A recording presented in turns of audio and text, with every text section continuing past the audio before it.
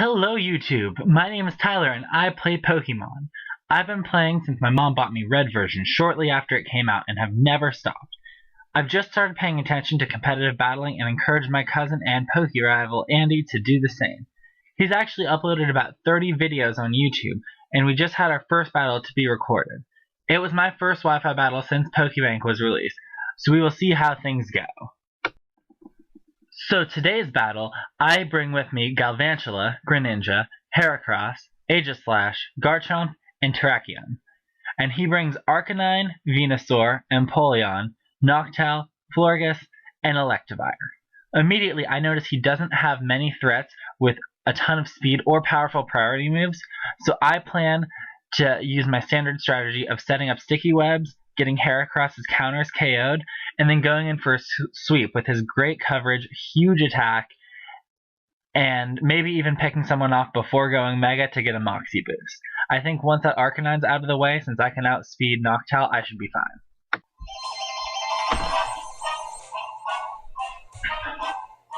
Okay, so here's the start of the battle. Let me just adjust the camera.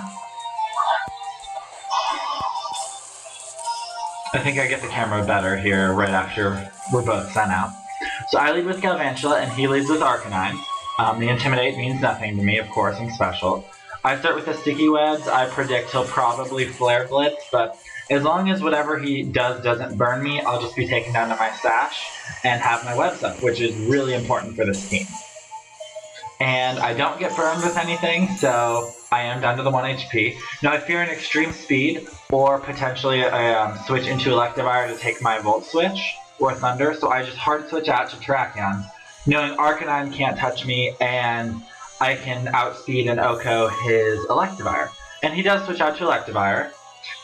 Now here, he could predict an Earthquake and send a Noctowl, but I decide Earthquake is still the best bet. It's going to hit most of his team very hard. So I do go for the Earthquake. He switches into the Florges, which is actually maxed out in HP and defense, as you can see by how little this Earthquake does. It does like maybe a third and then leftover recovery, so there's no hope for Terrakion against this Flower Power when I'm choiced into Earthquake. So I switch out into my Galvantula, knowing that at this point, if he could just KO Galvantula, then I would be able to swoop a Mega Heracross right now. But he actually switches out to Noctowl, and then switches right back out, knowing he doesn't want Noctowl versus my faster Galvantula, into the Electivire. Now, I did go for the Thunder. The Electivire switch is pretty obvious, but I really wanted to KO that Noctowl if he did try something tricky, because with that Noctowl out of the way, I don't know what that's really going to do, so it'd be nice to just kill it. So I do go for a Bug Buzz then against the neutral speed Electivire, take a ton of damage out on it, and then get KO'd by Galvantula. Unfortunately, because it did get the speed boost, my Heracross can't outspeed it to get a Moxie boost and go Mega and sweep everyone. So I have to switch into Greninja, who you'll see does amazing this battle. He pulls out his Electivire for the Florges again. And I here use which one? Ice Beam. I knew Ice Beam would KO the Electivire if he switched out, but if he's switching into something like Venusaur, I wanted to get an Ice Beam before it had the thick patch. So it does a very good bit of damage against this Florges because it is not trained in special defense at all. So now he reveals one of his moves on the Florges, Protect. And I go for the Hydro Pump, knowing that that could KO Florges at this point. And I really would like that very bulky Florges to be gone.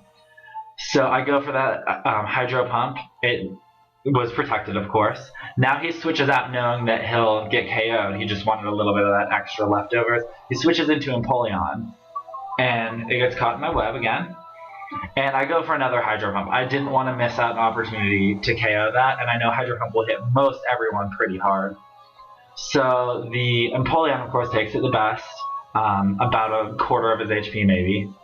He switches out then to his Noctowl, and I do still go for another Hydro Pump. I knew Empoleon wasn't in a range to KO to Grass Knot, and I don't want to reveal that then. But with one more Hydro Pump, I'd have been able to KO at the following turn with the Grass Knot. So his Rising Sun, the Noctowl, gets taken down to about 60 and then heals up with the Citrus Berry. And now he gets a defog after I miss with Hydro Pump. That was really my mistake. I should have gone for the Ice Beam. It would have done enough against all of his team except for the Empoleon. And so now he switches out after getting his defog into the Empoleon again, who takes another Hydro Pump. And it's taken down a little below half. Now here I know he's really close to being in the range of where Grass Knot will kill him. So I go for the Protean Grass Knot with Stab, and as you'll see, he lives with about like 5 HP, I think he said, watching the video on his side.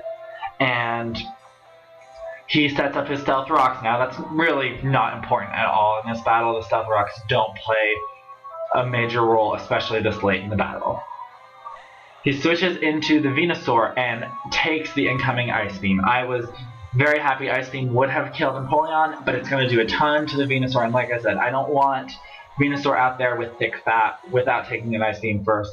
This essentially ruined him right there.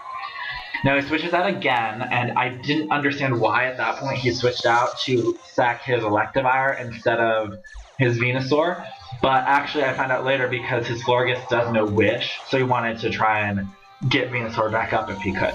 So Electivire goes down, and you can see my Greninja's been taking a ton of damage from this Life Orb, but it's ruined his entire team. So he switches into the Florges, and I switch out. I don't want to run out of Hydro Pumps and potentially even KO myself from Life Orb, so I switch into Heracross. I think this is a good chance I could probably take it out here, and if I can take it out, that's going to put me in a great position. So I go Mega, and I go for the strongest moves against this would be either the Bullet Seed or the Rock Blast. I decide to be tricky. I go for the Bullet Seed. I'm trying to hide the fact that I have Rock Blast. Not too many people have battled Mega Heracross, so they don't always know, and I know Andy said that he hasn't battled many yet. So the Bullet Seed just misses on the KO here, and he uses Wish. Now, I'm expecting the Protect. He could switch out though, trying to hope that I switch out and give that Wish to someone like Venusaur, go Mega. I don't want that to happen. So I do go for the Bullet Seed again. He protects. Fine. Now I'm predicting he's going to switch out. And I decide to go for the Rock Blast because the Rock Blast will KO the two common switches in for his team, Noctowl and Arcanine. I really want him to switch an Arcanine because I can then sweep his team from there. He does the better switch to Noctowl, so of course it gets taken out with the Rock Blast.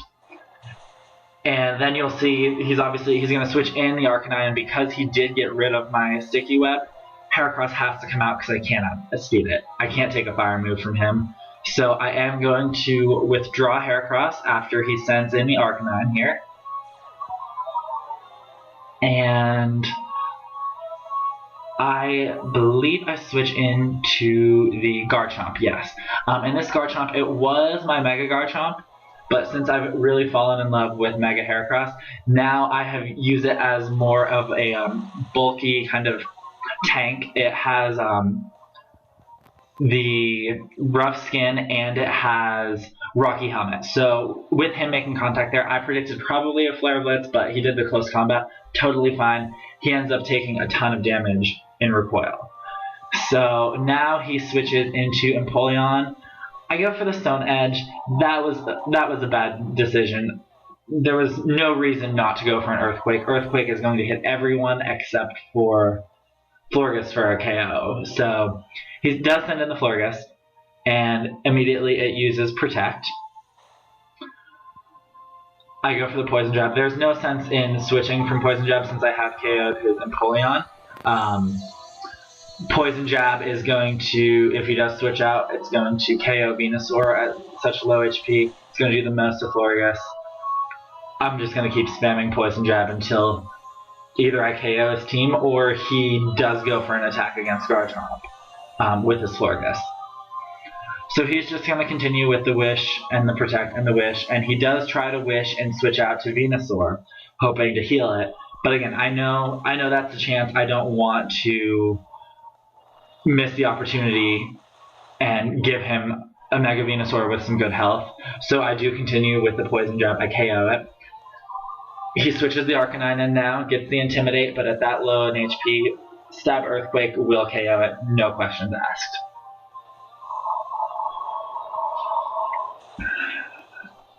And so now he's going to switch out to, I believe his last member now is the Florges.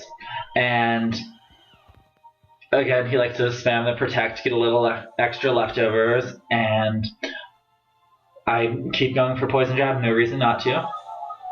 And now I believe he is going to go for the Moonblast, finally realizing, he can't just stall forever. He's got to try to KO some of my teammates and hope to, get a little luck. But he survives the Poison Jab. He goes for the Moonblast and KOs my Garchomp.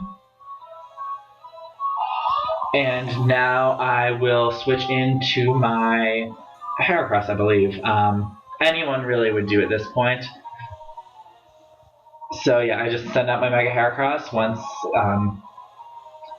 I go for the Bullet Seed with 100% accuracy, and he doesn't protect this time, knowing that there's no chance, protecting isn't going to help any in that case, and I KO it. So very fun battle. I hope to have many more. Hopefully you guys enjoyed narrating. I will link Andy's channel down below, so enjoy.